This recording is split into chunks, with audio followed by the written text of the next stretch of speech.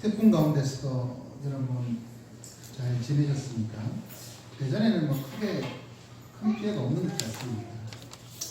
오늘은 주님이 십자가에서 죽으시고 난 이후에 상황들을 얘기를 하고자 합니다. 주님은 우리를 위하여 모진 조롱과 멸시를 받으시고 십자가에 못 박혀 죽임을 당하셨습니다. 그런데 사람이 죽으면 대부분의 이야기는 죽으면 그것으로 끝납니다. 하지만 주님의 이야기, 이 복음은 죽음으로 끝나는 것이 아니라 죽음 이후에도 하나님의 역사는 계속하고 있다는 것이죠. 주님의 죽음은 끝이 아니기 때문이죠. 주님은 이 죽음을 이기시고 다시 살아나셨기 때문입니다. 그런데 많은 사람들은 주님이 다시 살아나셨다, 부활하셨다라는 말을 믿지 못합니다. 죽은 사람이 어떻게 다시 살아나느냐? 이거는 논리적으로 맞지 않다라고 생각합니다. 그래서 그들이 생각하는 방법이 죽은 게 아니라 죽은 걸로 착각한 것이다. 기절했는데 사람들이 죽은 걸로 착각한 것이다. 이렇게 생각하는 거죠. 그런데 그런 십자가에서 그렇게 피 흘리고 그 전에 그렇게 채찍질 당하고 반 죽은 상태에서 아무것도 먹지 못한 채 어두컴컴한 바위 굴 속에 그렇게 있는 사람이 3일 만에 일어나서 돌아다닌다는 것은 말이 되지 않지 않겠습니까? 또 다른 얘기는 제자들이 예수님의 시체를 훔쳐갔다. 그런 주장입니다. 도난당했다. 시체를 도둑질해 갔다. 그것은 마태가 밝히기를 대제사장이 이 무덤을 지키던 군사들에게 거짓말을 하도록 한 것이다. 도둑질에 갔다라고 한다면 그 이후에 예수님이 다시 살아나신 모습을 본 사람이 없어야 합니다. 하지만 오늘 본문에는 예수님이 부활하신 모습을 본 사람들이 기록되어 있습니다. 심지어 바울은 고린도전서 15장에 예수님이 500여 형제에게 일시에 보이셨다. 부활하신 모습을 한꺼번에 500명이 넘는 사람들이 봤다라고 기록하고 있습니다. 그리고 그 중에는 이 고린도전서를 기록할 당시에 아직까지 죽지 않고 살아있는 사람이 무지기수라 이렇게 얘기를 하고 있는 것이죠. 그러므로 예수님이 죽었다가 살아난 것은 가능한 것입니다. 왜냐하면 우리가 믿는 신은 불가능한 것이 없으신 하나님 아닙니까? 그런데 만약 하나님인데 신인데 죽음도 못 이기고 그렇게 있다. 그럼 우리가 믿을 수 있겠습니까? 주님은 그 모든 것들을 극복하시고 이겨내십니다. 죽음도 어찌하지 못하는 하나님이십니다. 우리가 주님을 믿는다라고 할 때 그분은 죽음까지도 얽매일 수 없는, 죽음도 이기시는 하나님의 아들이라는 것을 믿는 것입니다. 우리는 부활하신 주님을 믿습니다. 부활하신 주님은 우리에게 자신이 부활하셨음을 여러 가지 증거로 나타내 주셨습니다. 그러면서 하늘로 올라가시면서 그 부활하신 주님을 만난 자들에게 사명을 주십니다. 오늘 본문은 그것을 기록하고 있습니다. 부활하신 주님, 그를 만난 그 제자들, 그리고 그들에게 주신 주님의 그러한 사명을 통해서 우리가 하나님의 은혜를 만끽하고 우리가 이 땅에서 어떻게 해야 할지를 고민하는 그런 시간이 되기를 원합니다. 먼저 주님이 십자가에 못 박히시고 난 후에 무덤에 장사되신 후에 어떤 일이 일어났는지 살펴봅시다. 주님이 못 박히신 날은 무덤에 장사되신 날은 6월절 바로 전날이었습니다. 6월절 양 잡는 날에 박히시고 죽임을 당하신 것이죠. 그리고 장사된 무덤은 바위를 파서 만든 무덤입니다. 그 입구를 돌로 굴려서 막습니다. 그러니까 돌이 보통 돌이 아니라 이 장정이 겨우겨우 밀어서 움직이는 돌입니다. 그 막혀진 그 무덤은 열기가 쉽지 않다라는 것이죠. 그래서 이 예수님이 묻히신 것, 장사되신 것을 본 여자들이 그것을 보고 돌아갔다가 안식 후 첫날이 되어서야 향품을 가지고 이 예수님이 묻히신 이곳으로 오고 있다는 것입니다. 왜 그러냐? 이 향품은 그 악취를 없애주는 약품입니다. 그래서 시체에 바른 것이죠. 죽을 때 이렇게 바르면 되는데 예수님이 죽으신 당할 때가 유월절 명절이 시작하려고 하는 그쯤이라는 것이죠. 그렇기 때문에 이 유월절이라는 명절 때문에 제대로 이 시체에 향품을 바르지 못했습니다. 그리고 그 다음 이제 안식일인 것이죠. 안식일 날 누가 이 돌 굴리는 일을 하겠습니까?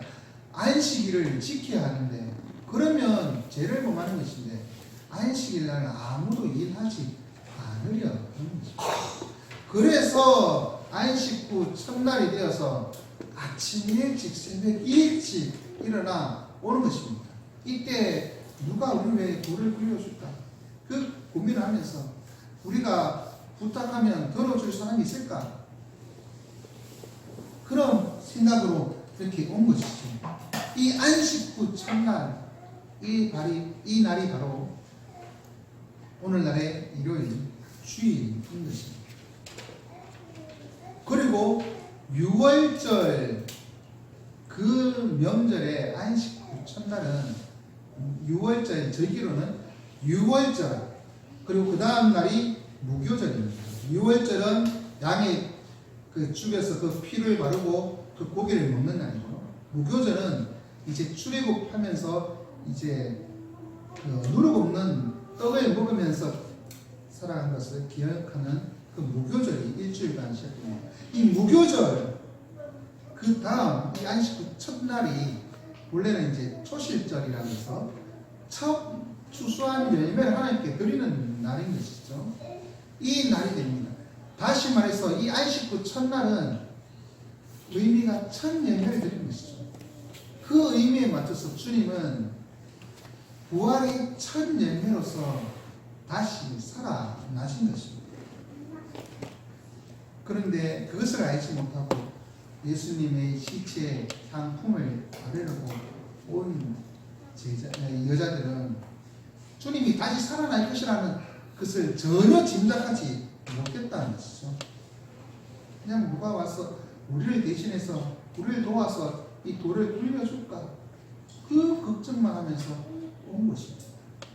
하지만 주님은 이 안식 후 첫날 하나님께 첫 열매를 바치는 그날 부활의 첫 열매로서 다시 살아나신 것입니다. 이 여자들이 무덤에 도착해서 보니 걱정했던 돌은 이미 굴러져 열려 있었습니다. 그 안에 들어가 보니 한 흰옷 입은 한 청년이 우편에 앉아 있었던 것을 보았습니다. 무덤 안에 있어야 할 그 예수님의 실체는 정작 없고 엉뚱한 살아있는 생명체, 사람만 있다는 것이죠. 이 흰옷 입은 청년에 대하여 마태는 하늘로부터 내려온 천사라고 밝히고 있습니다.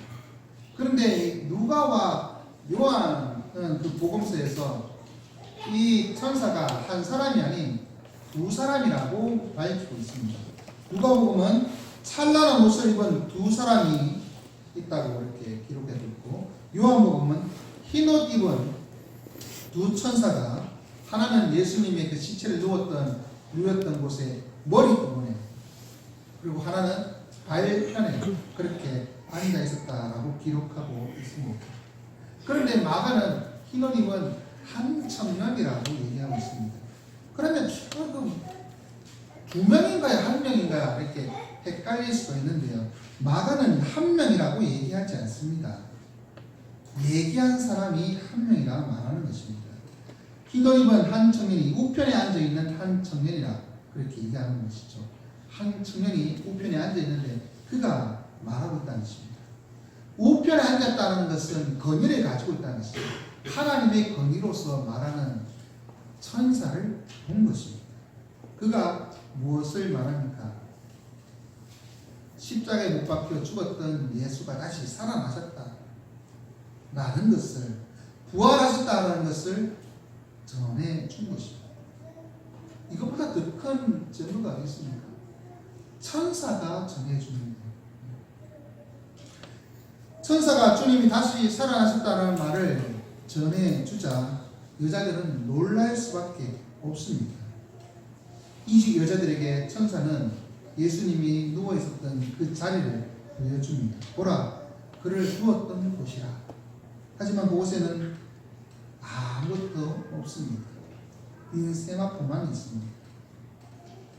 그리고는 천사는 여자들에게, 제자들에게 가서 그 전에 하셨던 말씀, 먼저 갈릴리로 가서 올 것이라는 그 말씀을 전하라.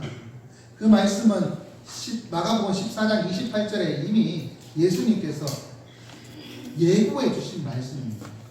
죽었다가 다시 살아나서 먼저 갈릴리에 갈 것이다.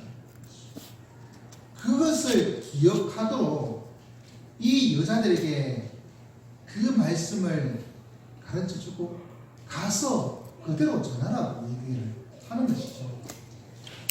하지만 천사로부터 이 부활의 소식, 예수님이 부활하셨다는 소식을 전하라는 사명을 받았던 여자들은 몹시 놀라 떨면서 무덤을 나와 도망가 버립니다. 무서워하고 있는 모습을 보입니다.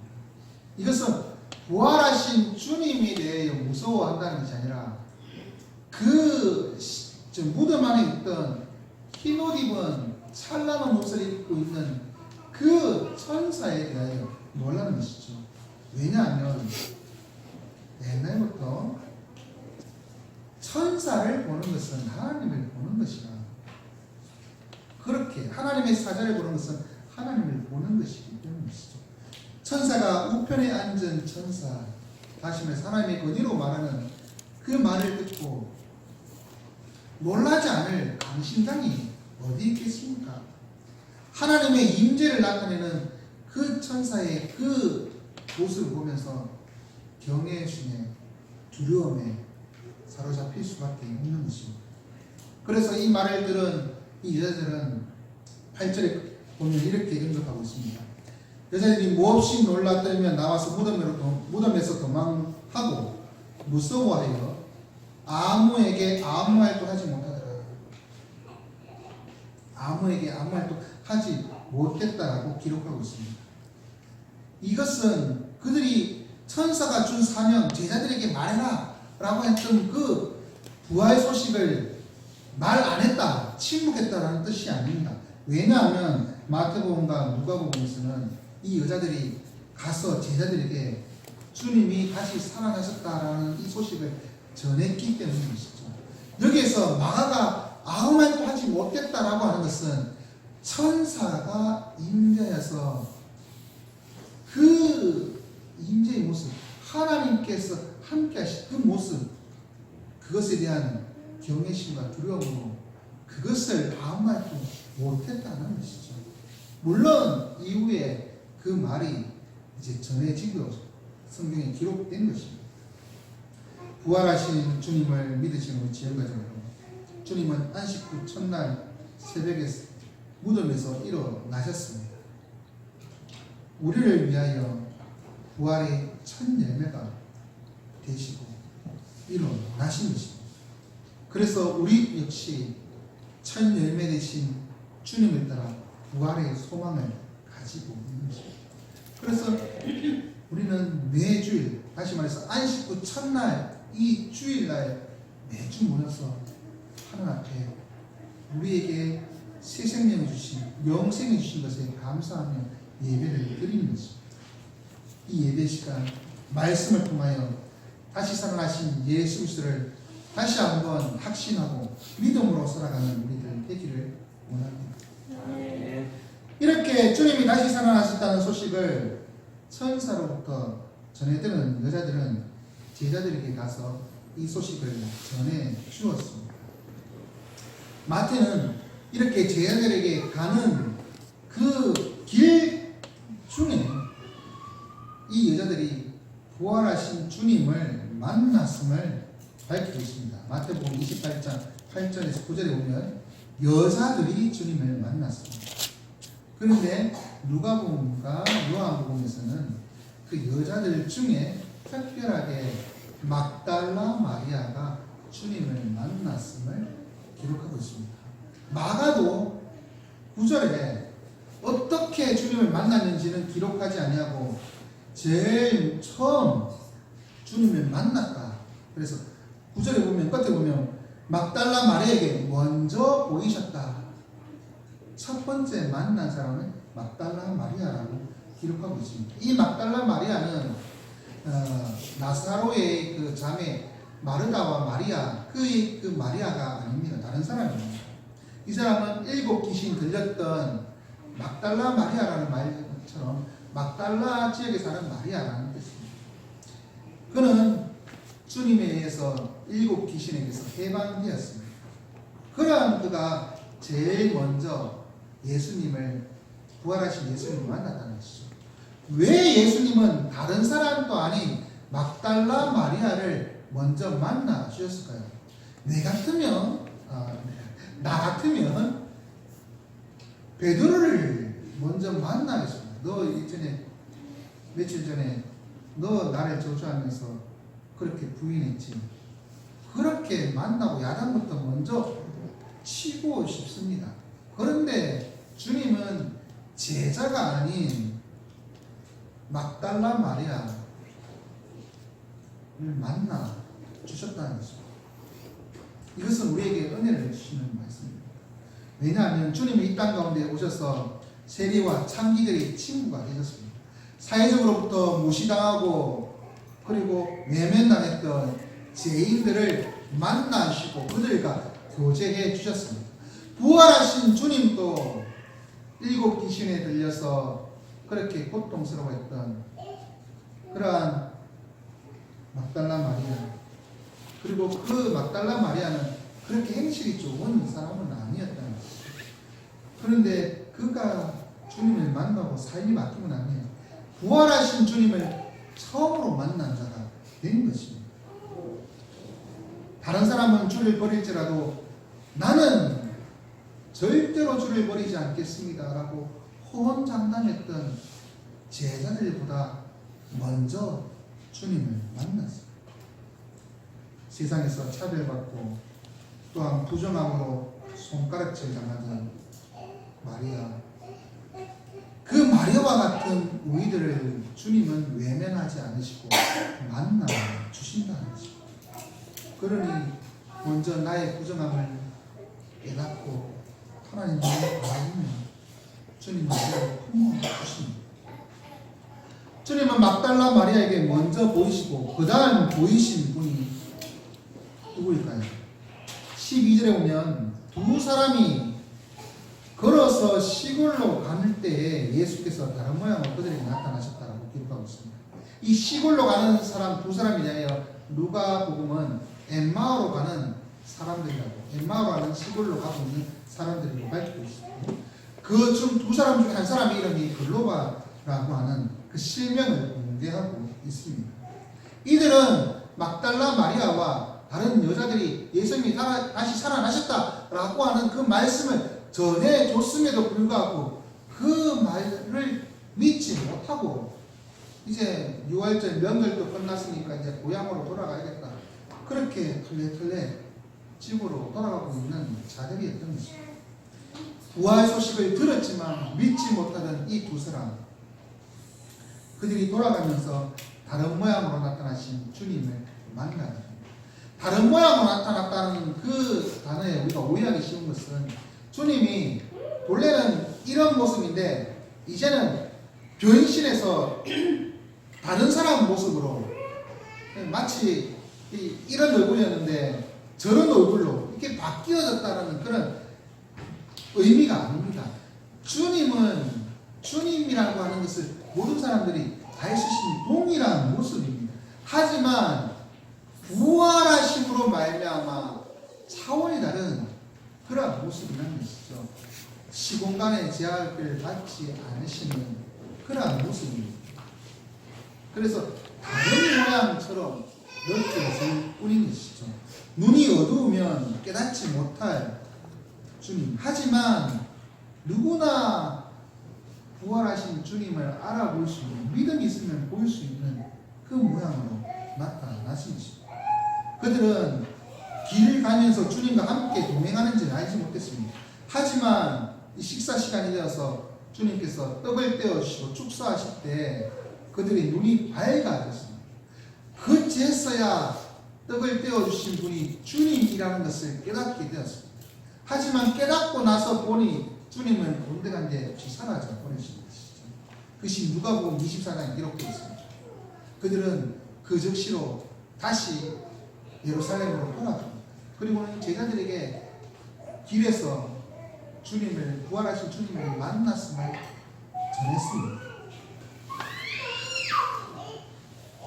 주님은 이 두 사람 다음에 나머지 사람들을 만납니다. 그 후에 11 제자가 음식 먹을 때 예수께서 나타나셨다는 것이죠. 12 제자 가운데 가룟 유다는 이미 죽고 없습니다. 그래서 나머지 11 제자가 있을 때 주님이 나타나신 것입니다. 이렇게 주님이 제자들에게 늦게 나타나는 이유가 있습니다. 이것은 하나님의 의도라는 것, 주님의 의도라는 것이죠. 증인이 점차 증가하고 있음을 보여주는 것이죠. 처음에는 한 여자입니다. 막달라 마리아입니다. 그런데 당시에 한 사람의 증인은 크게 효력이 없습니다. 증인은 한 사람으로는 이 아무런 그 법적인 역할을 못합니다. 그것도 사회적으로 차별받는 여자의 입에서 나온 말은 무시당하기 쉬운 것이죠. 그 다음 증인이 뭡니까? 2명의 증인입니다. 그것도 남자 2명의 증인은 완전한 증인의 수가 됩니다. 이 증거가 확실하다는 것을 보여주는 것이죠. 그리고 나중에 제자들에게 누가 나타나시느냐? 본인이 나타나는 것입니다. 증거가 되고 난 후에 부활하신 주님이 증거물로 나타나는 것입니다. 봐라, 너희가 믿지 못하는 내가 이렇게 살았다. 직접 증거하신 것입니다. 그리고 난 후에 이 11명의 제자들을 다른 또한 제자들로 삼는 일들의 증인으로 삼으시는 것을 보여주고 있습니다. 증인이, 점원이 점차 명확해지고 그리고 확실해지고 있는 것이죠. 한 사람에서 두 사람, 거기에서 부활하신 증거로서 본인이, 그리고 그것을 본 또한 11명이 수많은 사람들에게 그렇게 증거할 수 있도록 점진적으로 이 증인이 커져가고 확실해지는 모습을 보여주기 위하여 주님은 11명의 제자들에게 늦게 나타나신 것입니다. 부활하신 주님을 믿으시는 지금까지 여러분은 주님의 부활을 어떻게 확신하고 계십니까? 어떻게 그 부활하신 주님의 살아계심을 깨닫고 계십니까? 우리에게 부활 소식을 전해준 자들이 있습니다. 수많은 증인들이 있습니다. 한두 사람이 아닐 것입니다. 그 증인들로 말미암아 우리는 부활의 소식을 듣고 또한 믿을 수 있는 것입니다. 그리고 우리 또한 증인으로 살아야 하는 본문은 암시하고 있습니다. 그러니 주의 부활의 소식을 들었는지 우리들 그 부활을 의심하지 마십시오. 주님은 남자든 여자든 상관하지 않습니다. 천대받는 자든 존경받는 자든 상관하지 않습니다. 오히려 무시받고 천대받던 사람, 어리석어서 주님을 보고도 깨닫지 못한 그러한 사람, 겁 많고 어리석은 그러한 사람들을 기꺼이 만나 주십니다. 그리고 우리에게 정말 말씀하십니다. 그 하나님, 부활하신 하나님을 만나는 그 기쁨 예수 누리시기 바랍니다. 그런데 이렇게 주님은 11제자들에게 다시 자신이 살아나셨음을 보여주십니다. 그러면서 그들에게 왔으면 어떻게 지냈니? 어떻게 그렇게 말해야 되지 않겠습니까? 그런데 나타나셔서 제일 먼저 하신 말씀이 책망한 것입니다.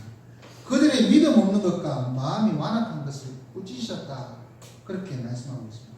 왜냐하면 그들은 계속해서 예수님이 살아나셨습니다 라고 하는 그 소식을 들었음에도 불구하고 믿지 못했기 때문입니다. 부활 소식을 들어도 여자들에게서 듣고 막달라 마리아에게서 들어도 믿지 않습니다.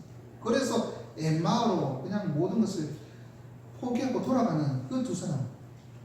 그런데 그들이 만나고 돌아와서 전합니다. 두 사람이 그 증인이 있음에도 불구하고 직접 목격한 두 사람의 그 증언도 믿지 못합니다. 그러니 주님이 나타나셔서 제일 먼저 그들에게 책망하시죠. 믿음이 없습니다. 왜 믿음이 없습니까? 그것은 마음이 완악하기 때문입니다. 주님이 하신 말씀도 기억하지 못하고 마음이 완악하여서 부활하신 주님을 봤다라고 말하는 그 증언도 믿지 못하는 것입니다. 하지만 주님이 우리에게 요구하는 것은 우리가 믿음입니다. 부활하신 주님, 그 부활 소식을 듣고 그것을 믿는 믿음을 요구하십니다. 믿음이 없으면 책망밖에 받을 것이 없습니다.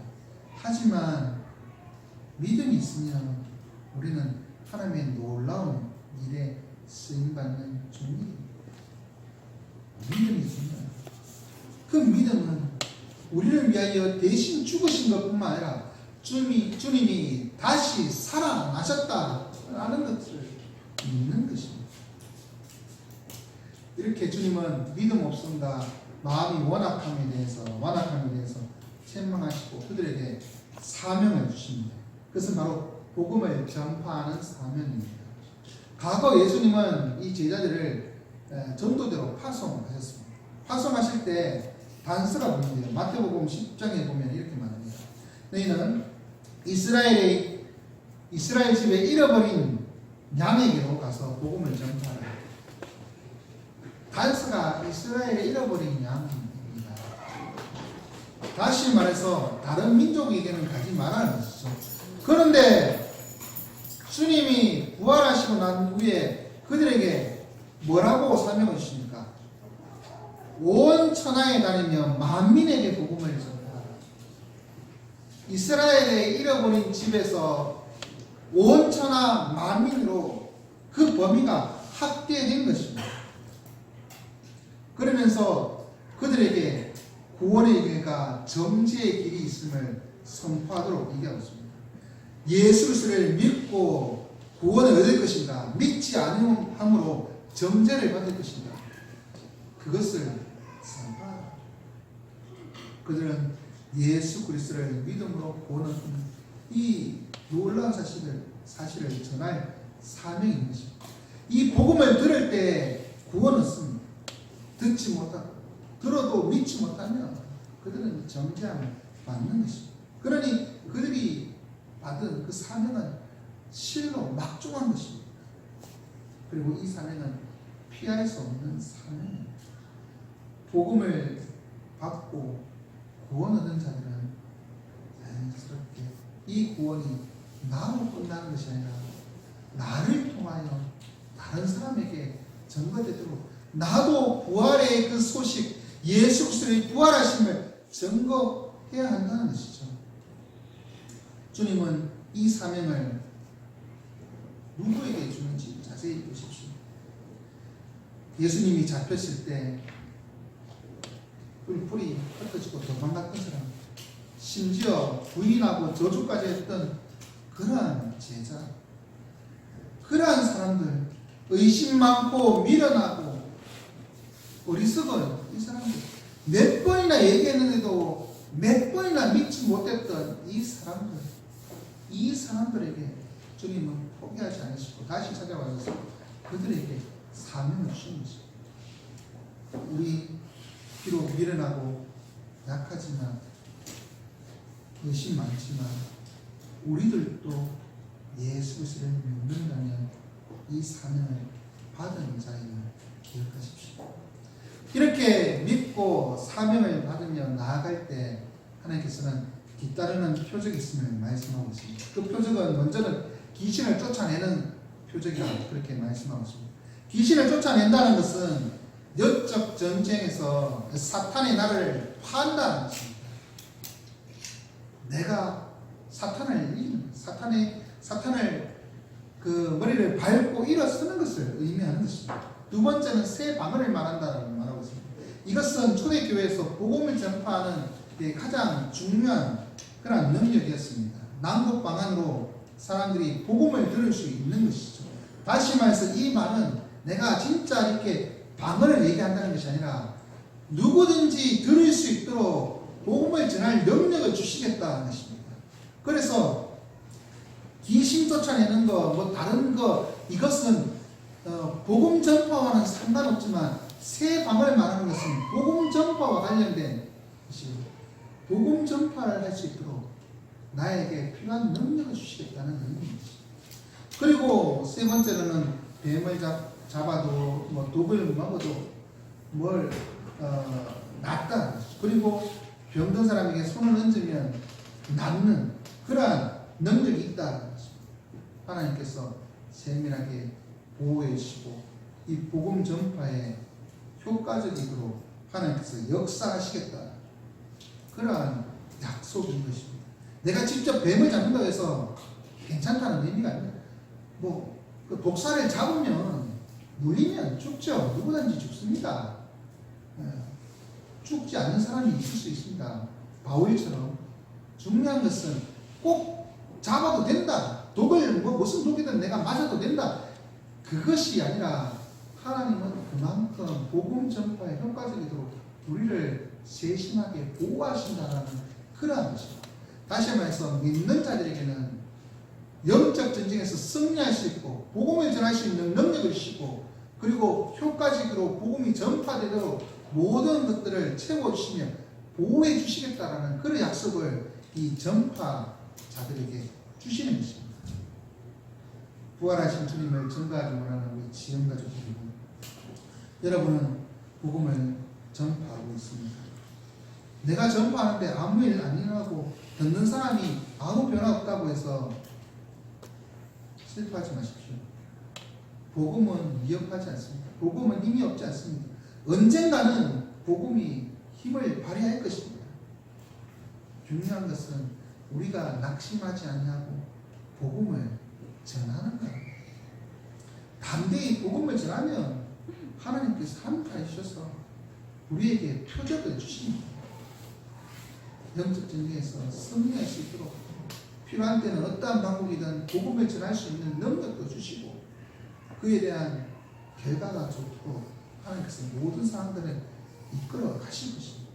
그러니 믿음에 붙어 있어서 복음을 전하는 만민에게 복음을 전하는 여러분 되시기 바랍니다. 이제 말씀을 읽겠습니다. 주님은 분명히 죽으시고 장사되셨습니다. 하지만 죽음을 이기시고 부활하셨습니다. 주님이 누워있던 무덤은 빈 무덤이 되었고 또한 천사들이 나타나 주님이 살아계심을 증거하셨습니다.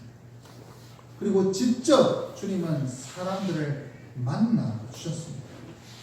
이제 부활의 소식을 들은 우리도 주님의 부활하심을 의심하지 말고 믿음으로 굳게 서기를 바랍니다.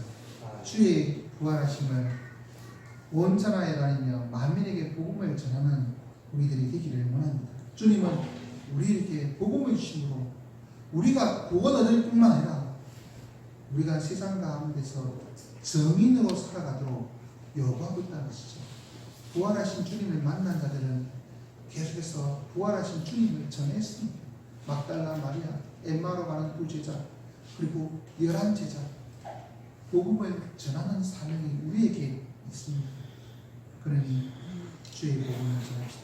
그러면 주님이 눈동자같이 우리를 지키시고 우리에게 필요한 모든 것들을 채워주시며 복음이 온 천하의 만민에게 전파될 수 있도록 해 주실 것입니다.